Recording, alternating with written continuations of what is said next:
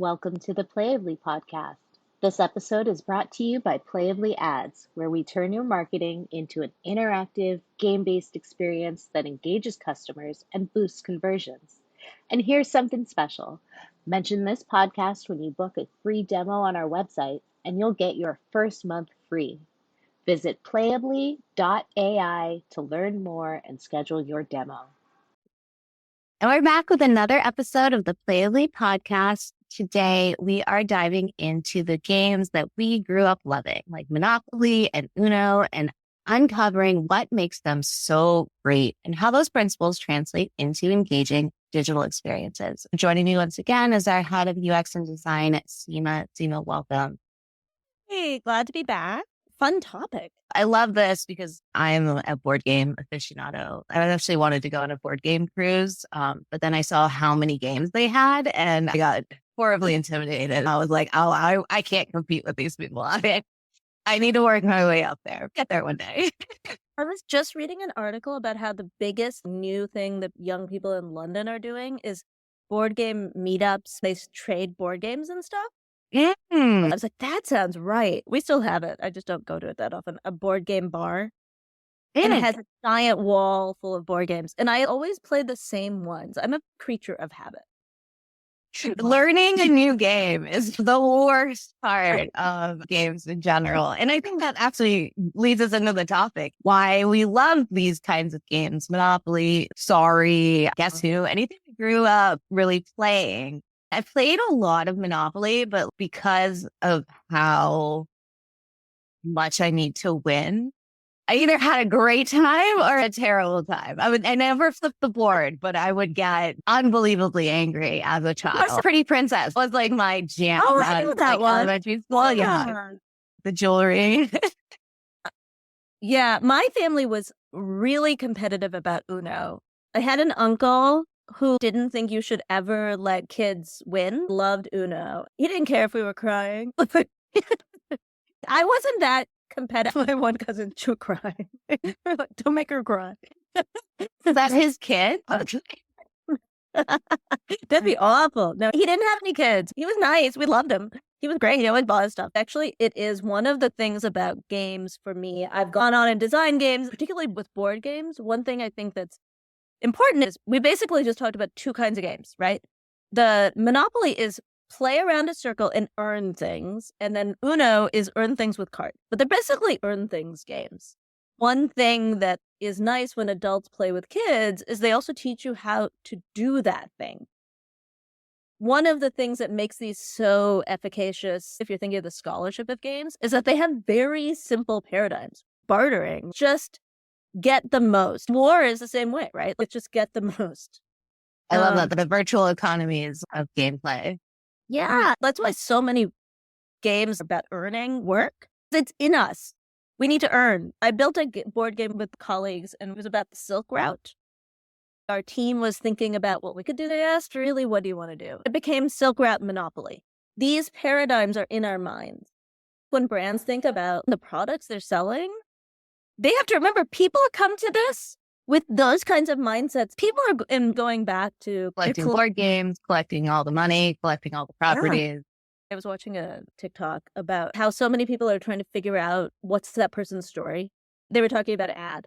Oh, I know. It was the Zendaya ad for a Akami for, is it Louis Vuitton? Yeah, it's Louis Vuitton. They were trying to figure out if she was in or something. And that's actually also basically Clue. Like figuring out the clues. Oh, yeah. I was so impressed when people were like, oh, she's wearing all Bulgari jewelry except for the ring. The ring is new. I was like, right. Yeah. So my younger daughter, people always say she's a short version of Zendaya. I don't know that she really looks like her. I think it's just like when you're part ethnic. I don't know what you are. Yeah, naturally curly hair. When she wears it normal. I really like her. We loved her when they were little and all the shows. I feel like, yeah. Good for you. I have no connection to this woman whatsoever. But I'm happy for her. To go back to the topic at hand, these are things we do as humans. This is a very human nature thing, right? We just went through, oh my God, that reminded me of this and that reminded me of this. And that's the thing I think a lot of e-commerce managers forget when they're trying to sell. That actually, we're just humans buying stuff. And our brains work in these ways. Our brains have boxes they put things in and try to connect to something they know. When buying products, right? Like, If you're talking to somebody, I asked, what's that lipstick like? You might say, it's like the same color Clinique used to have, or doesn't have the coverage of NARS. We're always comparing. And that's why when we're playing these old-fashioned games, they're so comforting because we already get it.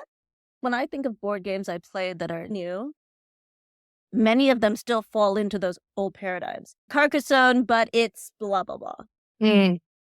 The simplicity, the structure of it, obviously the nostalgia factor really hits home for us, being able to tap into the emotional connection. Yeah. And then, of course, the competitive, right? You talked about it.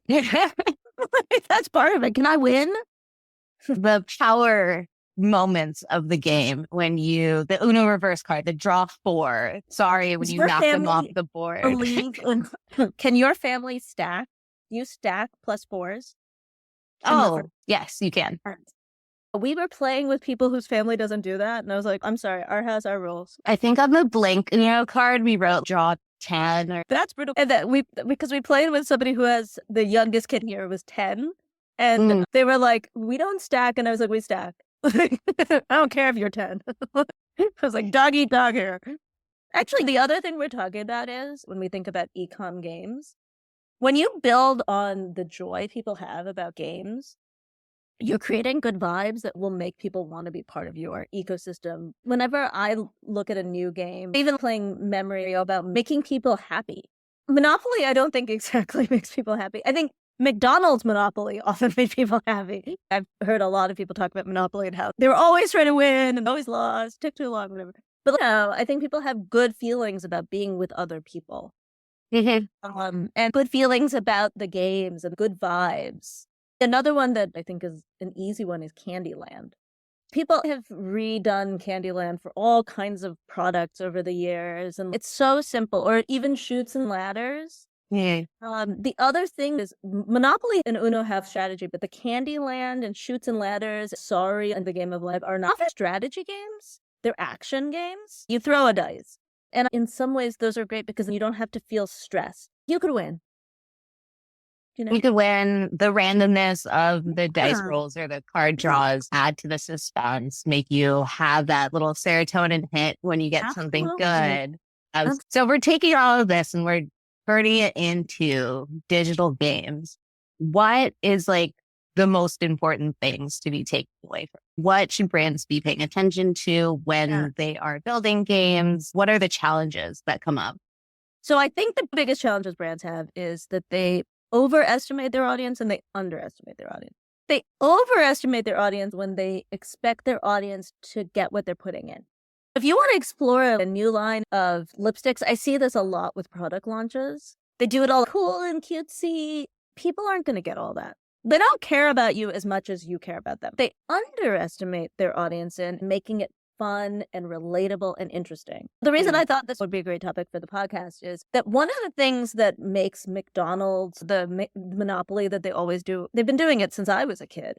The reason it works year in, year out is because they understand that what audiences want isn't tricking out the design or mechanisms, but actually engaging with them in a fun way. Instead of spending your money on a big splash for the product launch, you should spend your money on thinking about what would be fun for them. Very often what's fun for them would be like playing Uno. If a brand had products that are different colors, you could easily change Uno to be against the machine. You could do a game. People would get it immediately. You would never have to explain anything. And that's where I think brands get lost. They want to explain the product instead of people enjoy the product. That's why these traditional board games work. You don't explain Monopoly. Who's ever been taught Monopoly other than when they were a kid? Nobody's an adult. Who's ever played Monopoly is like, how does this work? The simple rules, drawing on things we already know, or was it inject education into the gameplay? Oh, absolutely. Like the Game of Life for your That was my other, I totally forgot about the Game of Life, but I never wanted the babies. I was like, no, they just drag me down, man. I had a friend who now has 4 kids. She was my best friend growing up.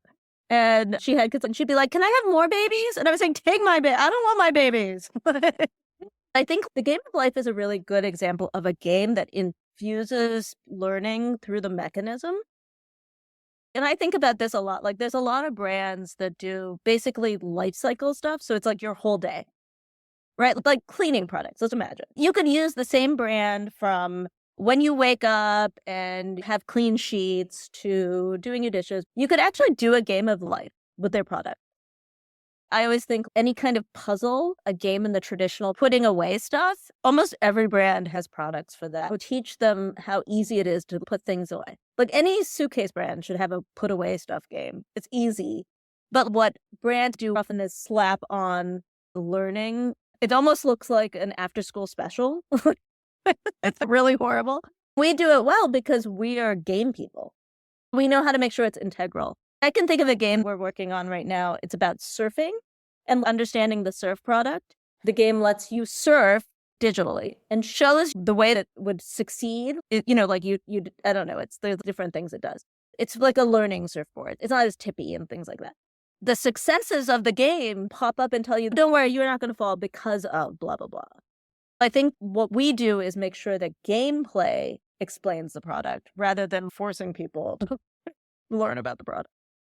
I love that because it doesn't feel like it's being forced upon you. You feel it's a natural learning process. It's something that may help you win the game, so you want to know it. Exactly. Think of all the things you learn. Think of all the knowledge you have from games. Does anybody not know the name of Colonel Mustard if you play Clue? We all know there was a candlestick. I could ask you right now. Monopoly, which one did you want to buy the most? I was like, I'm the dog. I'm a high-end person, right? So I wanted Boardwalk and Place. I know it shouldn't, but that was what I went after. I thought the railroads were like getting all the railroads. That's a solid investment. Although now I play Monopoly Go, and that's a completely different strategy. I was the shoe. It wasn't the cutest shoe, but I love a shoe. Do you see what I mean? Years later, I haven't played Monopoly with one of my children. And so we haven't played Monopoly in years at our house. I don't think we even have all the pieces because of that incident. That's where games are really, it connects to you. That's why McDonald's puts all that money into it. That's why so many brands use it. You think it's like cheating because I'm using an existing game? No, you're winning. That's literally what games do.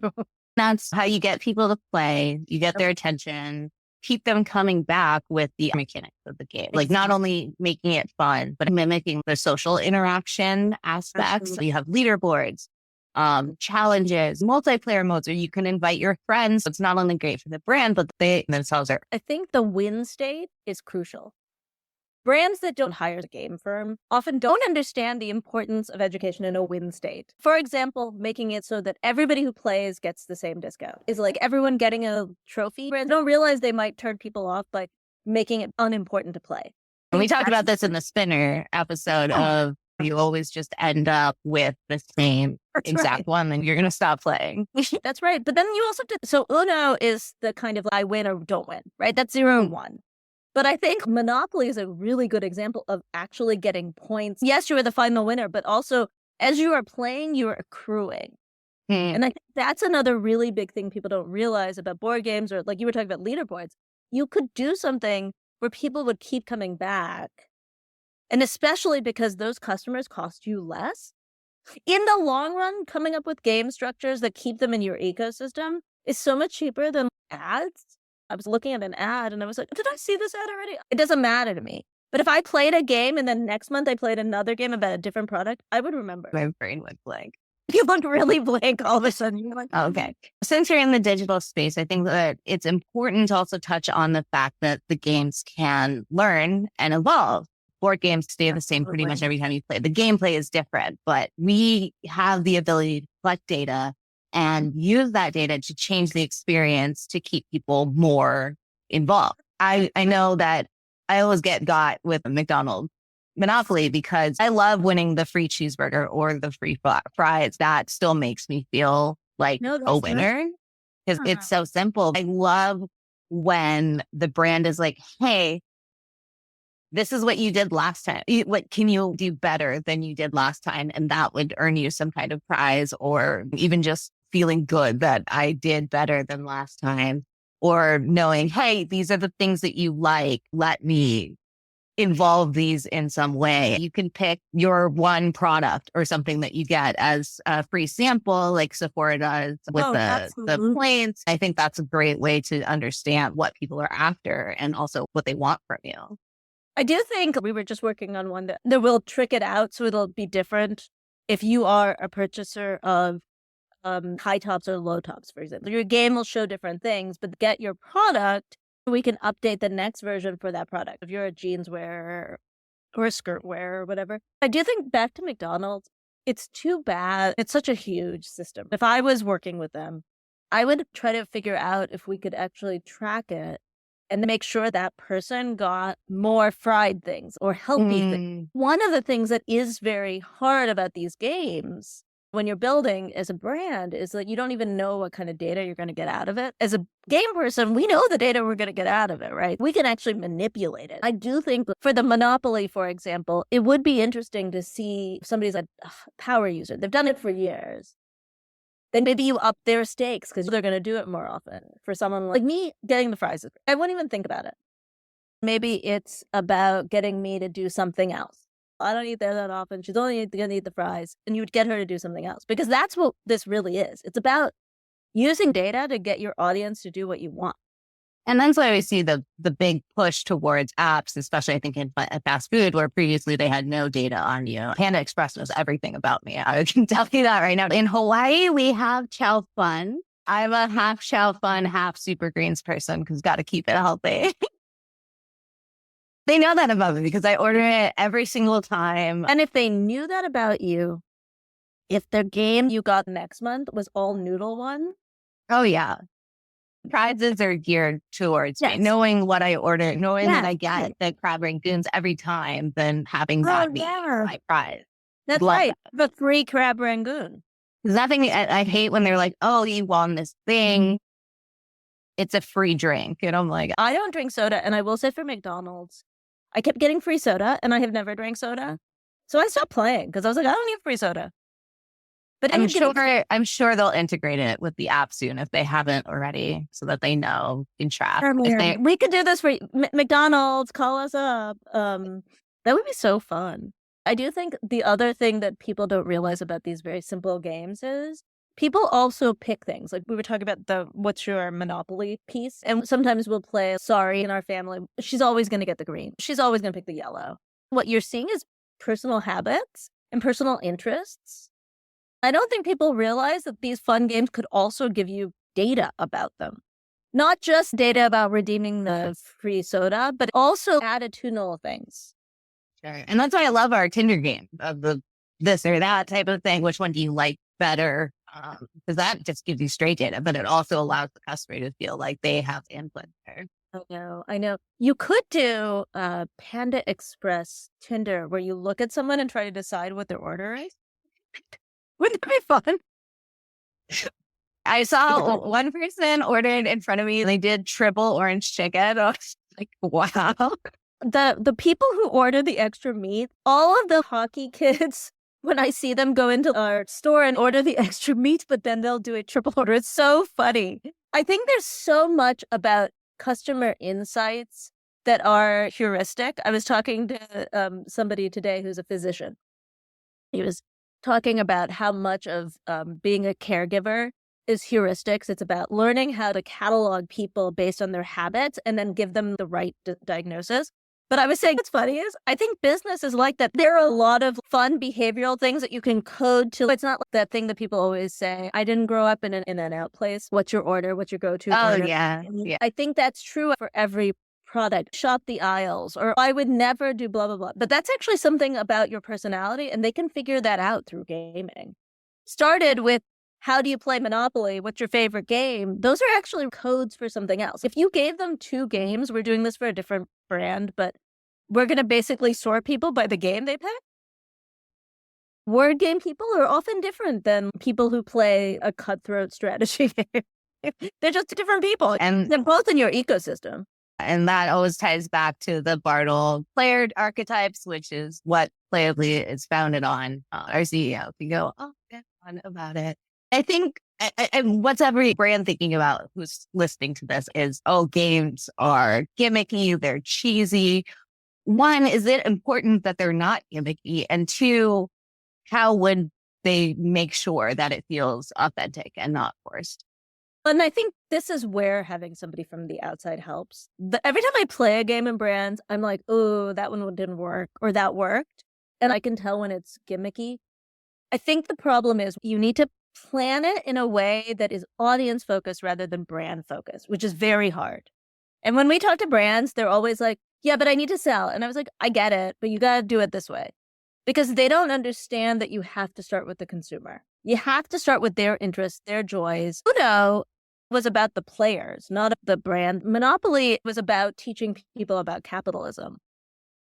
They started with something and then mastered. The game should completely obliterate your goals visually. It shouldn't be about getting customer data. It should be about the game. Focus on them. Make sure integrate it into your brand's visuals. Brands come to us with questions and I throw those out and put them back in a fun, interactive way. Once you get a fun, engaging game, you get their email, and then you're able to reach out to them again in remarketing, add it in the life cycle program for that persona, and then be able to get the answers to those 7 questions. It just takes a little bit longer. Exactly. The investment increases not just brand awareness, but long-term engagement with your brand. When thinking about these games, they need to think beyond that moment of game. We've talked about games that we are not literally playing right now. If you think about Monopoly, the long-term investment is in the joy and pushing it forward. That's why McDonald's does it. Everyone plays it and loves it. They get so much free marketing from people asking, did you play it? Did you do it? Yeah. I've never heard anyone ask someone if they played a spinner. Not one person.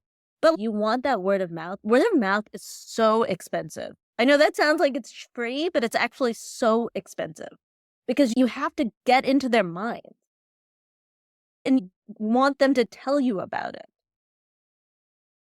Yesterday, I was listening to my 2 teenagers talking about some hair product and some hair mask and how good it is. And I was thinking, oh my God, those people won. Was it Olaplex? If I was like, how'd you know? No, man, that's the only hair mask that has ever been recommended to me because I used to dye my hair all the time. For bleaching, and people are like, oh, Olaplex. And I was like, okay, I'll get Olaplex. But I tried it. It's amazing. It's amazing. It's amazing because my second daughter went lighter and it fried her hair. She also fries it because she has curly hair and she's always doing something. They were talking about it and I was thinking, that is amazing because that is free marketing. And they both heard about it from friends. I was like, that is a win. That kind of thing is what games do. It's free word of mouth.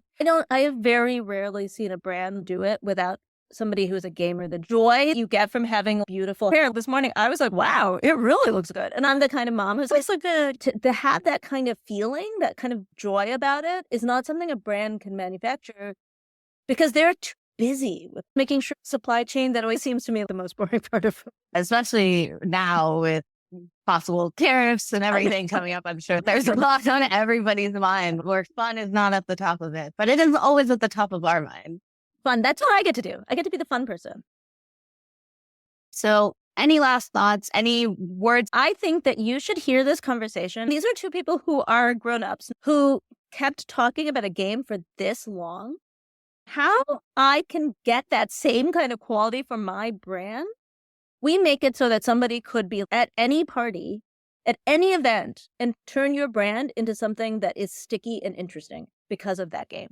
That's not something you can do by yourself. We make you as talkable, as important to people's lives as Uno or Monopoly. If you want to make your brand more fun and engaging, check out PlayAbly's gamification tools at playably.ai. If you are going to be at NRF next week, we will be there in the startup areas. Please come see us. That is it for this episode, and we'll see you next week for our recap on NRF. Thanks for tuning in to the PlayAbly podcast. Ready to engage your customers like never before? PlayAbly turns your website into an interactive experience that drives results. Don't forget, mention the podcast during your free demo and get your first month free. Book now at playably.ai.